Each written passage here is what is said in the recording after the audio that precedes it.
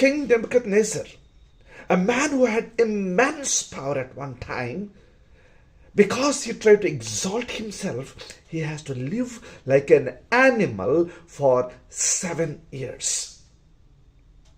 Daniel 4, verse 30 says that he exalted himself and felt proud for building great Babylon with his might.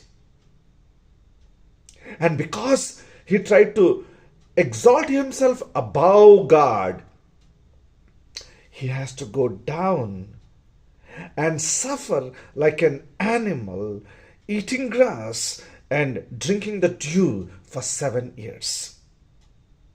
The child of God, that's the damage pride can cause, self-exaltation can cause.